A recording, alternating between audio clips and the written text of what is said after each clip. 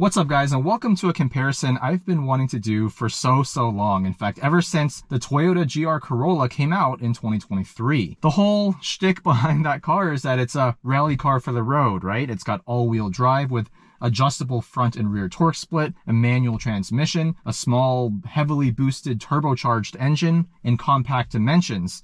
That's exactly what the Subaru WRX and STI models have been for decades. So I'm going to compare the 2024 GR Corolla. That one's got the premium package, which includes the performance package, front and rear LSDs, as well as the nicer interior and sound system, and compare that against this, a 2016 VA generation STI. This is a limited trim, so it's got all the creature comforts as well, and the owner Tanmai has done just a couple of basic mods to this, including KWV3 coilovers, some minor brake upgrades, including some DBA slotted rotors, endless pads. I'll put the full list in the video description. So this car is powered by a 2.5-liter turbocharged flat-4 engine from the EJ family and makes 305 horsepower, 290 pound-feet of torque. The car weighs around 3,400 pounds. We have a 6-speed manual transmission, and we have adjustable drive mode, so we can go sport or sport sharp, but we also have an adjustable center diff. And if you put this into manual mode,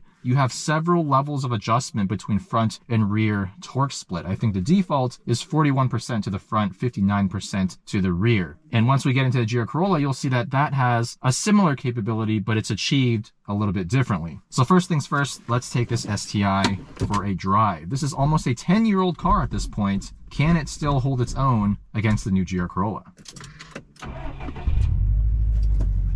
Interior is actually pretty decent for a 10-year-old car. Really like this separate display up here that shows our boost pressure. Red STI gauges. Let's see how this thing drives.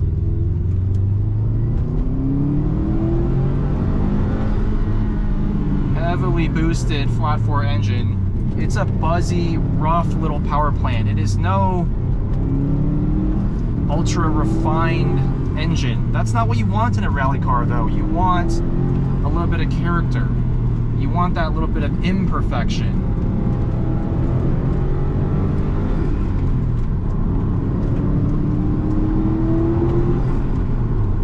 You can see that big wing in my rear view. It's always present, reminding me what kind of car I'm driving. This car has hydraulic power steering, and that is potentially going to be one of the strengths of this car compared to the GR Corolla. It has pretty good steering feedback. However, there's kind of a weird springiness mid-corner. The wheel wants to return to center in a somewhat unnatural way, I would say. Can't quite put my finger on how to describe it, but the centering force just feels a little bit strange.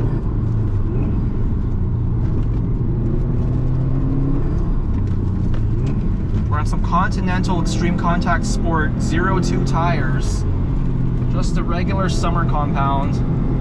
This car has so much traction and grip in dry conditions.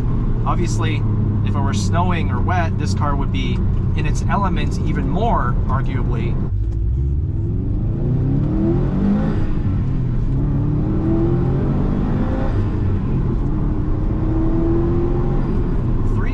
Horsepower, it's not going to blow you away with its acceleration. Even back in the day, I think the lap time of this car on a track wasn't all that impressive.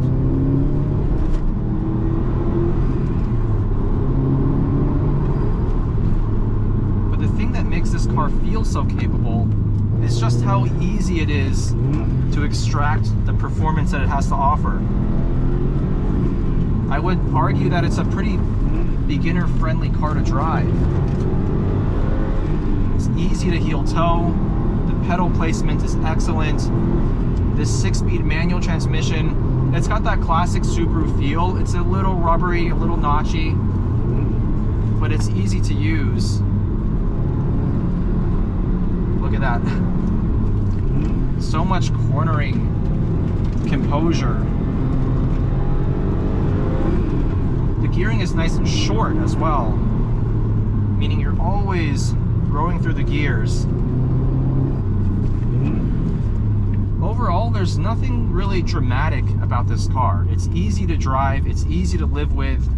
With the KW V3 coilovers, it's even comfortable. These Brembo brakes with just some upgraded pads and fluid and replacement rotors, they feel really good with this car. Very easy to modulate, good pedal feel. There's really no weaknesses of this car from a driving dynamic standpoint. It is what you'd expect from a Subaru STI product. You get that amazing all-wheel drive composure, easy to use, very natural controls outside of that slightly weird steering feel. You get a very manageable amount of power. Of course, it is heavily boosted, so not really a whole lot happening in the lower rev range. And with the KW V3 coilovers, the car does move around a lot. I'd be curious to see how this feels with stock suspension, but with this suspension setup, again, it's a comfort setup.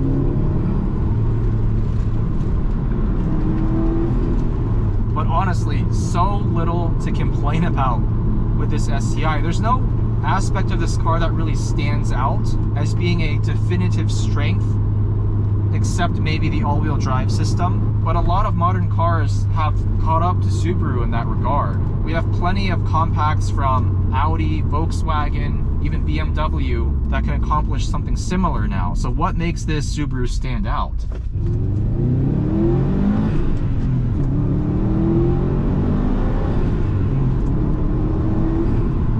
I guess that's the question that we'll have to answer once we drive that GR Corolla, which is the latest iteration of a rally car for the road from Japan. All right, we're now in the 2024 Toyota GR Corolla Premium with the Performance Package. This car has an MSRP of a little over $40,000. A used STI from that generation, you're looking at somewhere around $20,000 to $30,000 depending on mileage and condition. I've done so many reviews of the GR Corolla lately, so I can just rattle these numbers off. 1.6 liter turbocharged inline 3-cylinder engine, 300 horsepower, 273 pound-feet of torque. The car weighs a little under 3,300 pounds, so it should be about 100 pounds lighter than that STI. 6-speed manual transmission, all-wheel drive of course, and this has adjustable front and rear torque split as well, but instead of a center differential, it uses a clutch-based center coupling. So it's more prone to overheating in theory than the diff in that STI. Many owners on track have already experienced all-wheel drive failures, which puts the car into front-wheel drive mode essentially. We have electric power steering. The car is a little more compact than the STI. The back seat space especially is a lot more cramped. Even the angle that the back doors open up, it's harder to get into the back seat of this car. I think the materials kind of similar to the STI, even though this is a much newer car. This one is completely bone stock. We're on the 18-inch wheels with Pilot Sport 4 tires. Front and rear LSDs with the Performance Package, same as what that STI has. Let's see how they compare. 30-70 torque split. That gives us the most rear-biased torque split for both cars. We'll turn the IMT or Intelligent Manual Transmission off, which is the auto rev match feature. We also get a boost gauge in this car, but instead of having a separate screen, it's just on the right side of the digital dash. This car has been trying to do what the STI has accomplished a long time ago. So does it do it better? That is the question.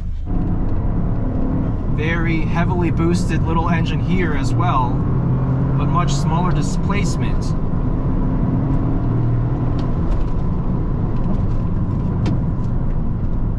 Not as easy to heel toe the GR Corolla.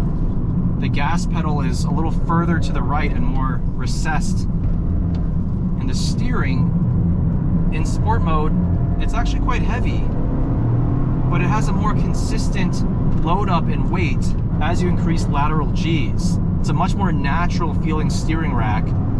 However, there's not quite as much feedback coming through. One thing that is far superior with this GR Corolla, I would say, is this 6-speed manual transmission. It just feels a lot slicker,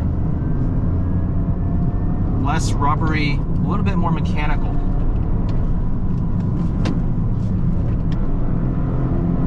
The engine does have a very unique character, being a 3-cylinder,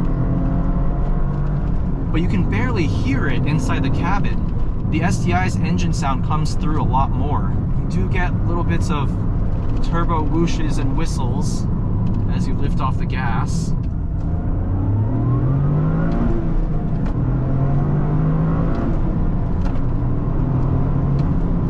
I would say straight line performance feels about the same between these two cars. They both have probably similar levels of turbo lag, but both engines pull pretty hard to the red line. The other thing I'm noticing here is that the suspension setup of the GR Corolla, non-adaptive dampers just to fix spring and damper, it feels a lot firmer than the aftermarket KW-V3 coilovers on the Subaru. I would say this car's suspension might get a little bit old for daily driving. It's not bad by any means, but just know what you're getting into. It's a performance car based on a Toyota Corolla. It's not going to wow you with its refinement and ride comfort.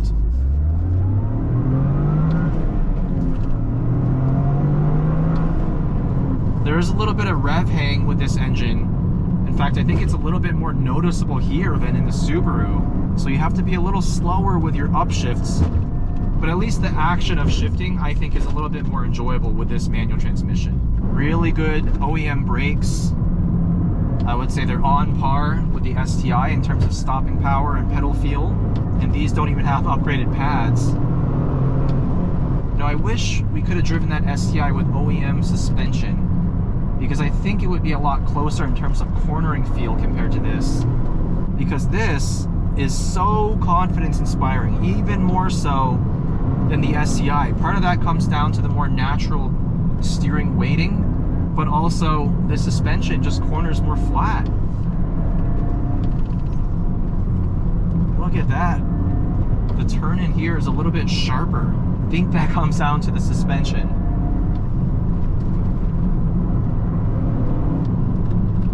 But this car does move around a lot too. I've compared this to the Civic Type R, Elantra N, really high performance front wheel drive performance cars. And the GR Corolla does feel a little underwhelming or a little bit unrefined in certain areas, like the suspension. But one could argue, and many do, that's part of what gives this car its charm, its unrefinement. But what I will give this car over just about everything else in this segment is just the sheer confidence it gives the driver. I've driven this car on track in stock form, and I never felt like the car was going to lose control. Full confidence into every corner.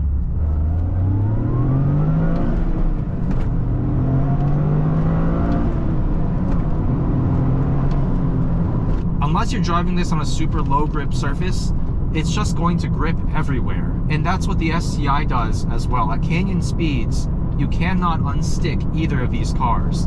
But which one is better? Which one is more enjoyable to drive? I think both cars trade blows in certain ways. And again, because that STI doesn't have stock suspension, it's hard to make it truly apples to apples. But what I can say is Toyota has done a damn good job at the Subaru recipe. This all-wheel drive system feels just as competent as the one in the STI. The overall rally car vibe of this car is just as pronounced. And the fact that you get a new car warranty with Toyota reliability, to some extent, that can be asterisked, as many of you owners will probably point out in the comments. This is a great car, as long as you don't need a very big back seat, because like I said, this back seat is super, super cramped. But for the extra, say, $10,000 to $15,000, is it worth the money? Well, if you really are going to daily drive this every day and you don't mind the lack of rear space, I would say just go for the GR Corolla. It does just about everything that old VA STI can do, but in an overall more modern package. So a big shout out to the owners Tanmai and Dongi for letting me review these two rally cars for the road. Let me know how you think they compare. Is it a shame that Subaru no longer makes an STI? Thank you guys for watching, and I'll see you in the next one.